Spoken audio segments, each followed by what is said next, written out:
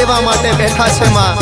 નાના નાના ભૂલકાઓ, મારા વડીલો, મારી ભાઈઓ બહેનો બધાય તારા આશીર્વાદ લેવા માટે બેઠા છે માં। દેશ વિદેશથી ભગવતી તને આજ બધા નમન કરી રહ્યા છે માં। તો બધાયની આશાઓ પરિપૂર્ણ કરી માં, અને માં બધાયને આશીર્વાદ આપજે, બધાયને માં આશીર્વાદ આપજે માં।